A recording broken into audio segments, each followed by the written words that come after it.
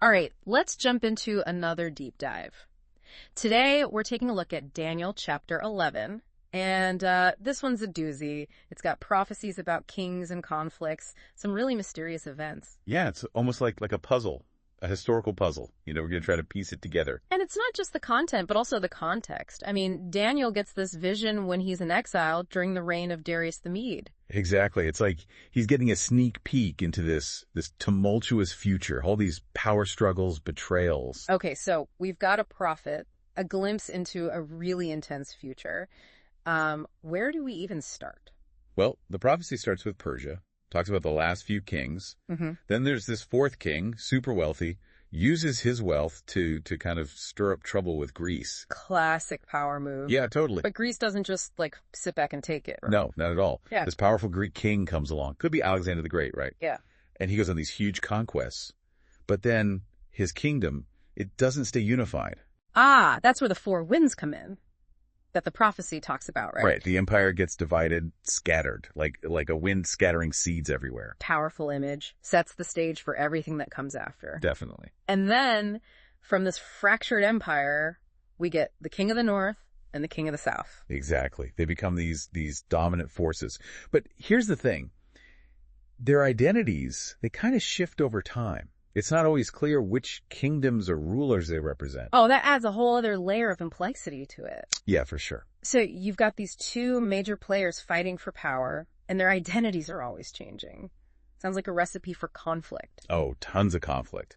The prophecy talks about battles, alliances changing, even a marriage alliance that totally backfires. It's a constant struggle for dominance. This is getting juicy. But it's not just about military power, right? There's this moral dimension to it too. Yeah, you're right. The prophecy introduces this figure, calls him a despicable person. He gets power through deceit, Totally different from some of the earlier rulers. The text really emphasizes how morally corrupt he is. This despicable person, is it talking about a specific historical figure? Or is it more like a symbol, an archetype? Well, scholars have been debating that for ages. Some people think it's a prediction of a specific individual, maybe someone like Antiochus Epiphanes.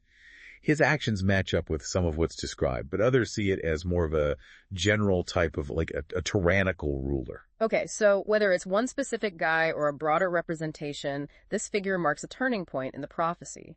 How does he get so powerful? Well, according to the text, he's a really smart strategist, really good at manipulating people, wins battles with his military, but also uses tricks and deception, makes alliances, uses money to buy loyalty. Sounds like he'll do anything to stay in power, even if it means crossing some moral lines. Yeah, exactly. And that ambition, that disregard for the rules, leads to this big shift. We start to see religious conflict emerge. Right.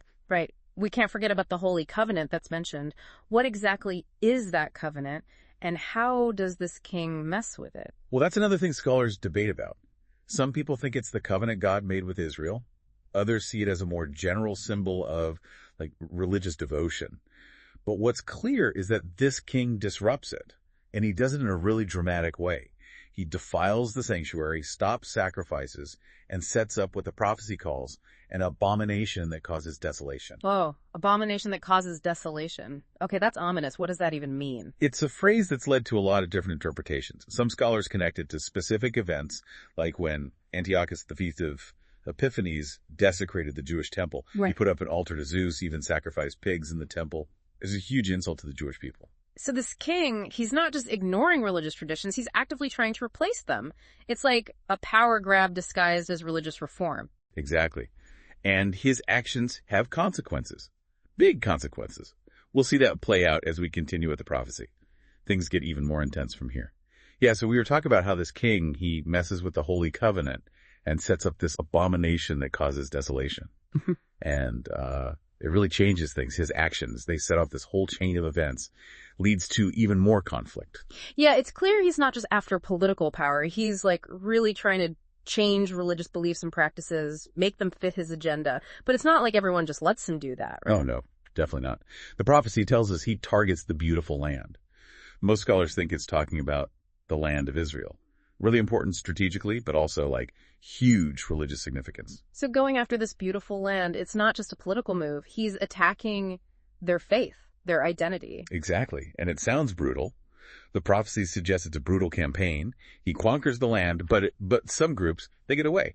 Edom, Moab, and leaders of the Ammonites, they escape. So he's picking and choosing who he targets. That's interesting. Yeah, it makes you think he's got a plan, right? Maybe he understands, like, the politics and religion of the region. He's not just conquering randomly. There's a reason he spares those groups. Man, it's wild how this ancient prophecy still makes us think so hard. Like, about the motivations of people in power. But his goals, they don't stop with the beautiful land, do they? Nope. He wants more. The prophecy says he goes after other lands, including Egypt, gets super wealthy along the way, just keeps amassing wealth and resources.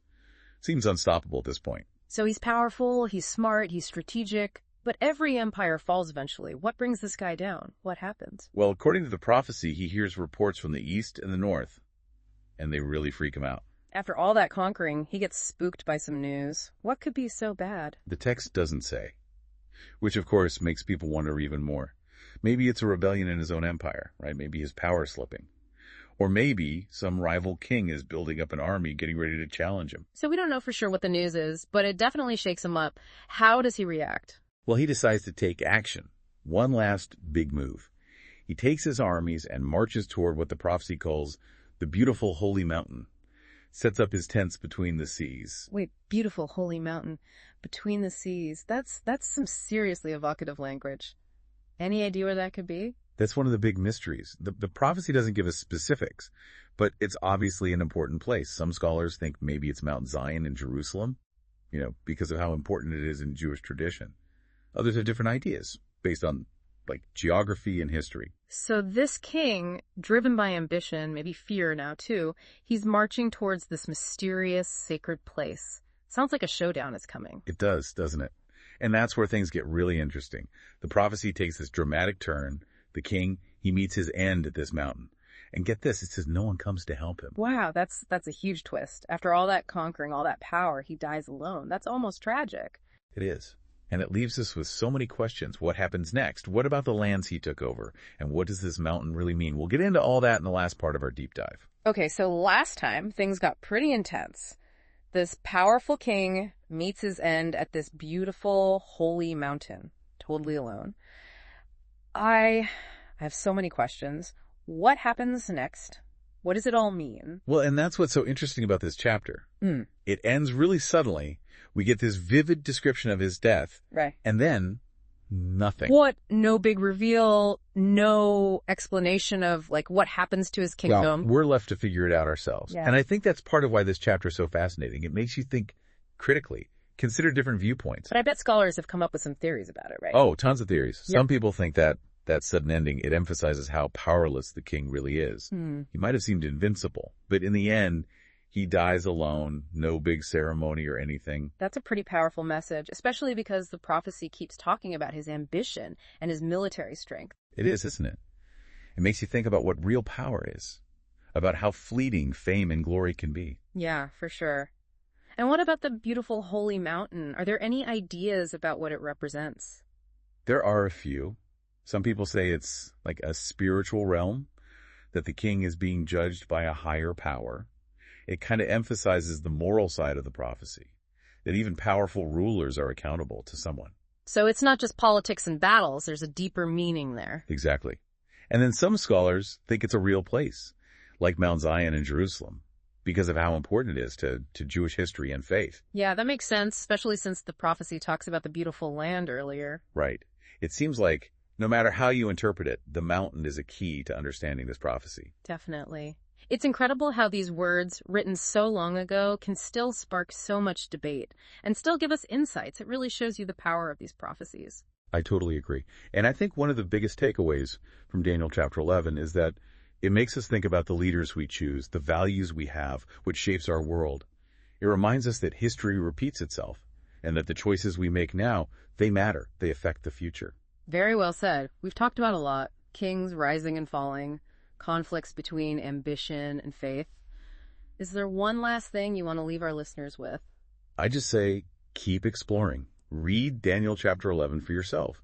Look into the different ways people interpret it and think about what speaks to you. The best thing about these prophecies isn't just finding the answers, it's the journey of discovering them. That's a great point. Well, that wraps up our deep dive into Daniel chapter 11. We hope you've enjoyed it and that it's made you a little more curious. Until next time, keep learning, keep asking questions, and keep diving deep.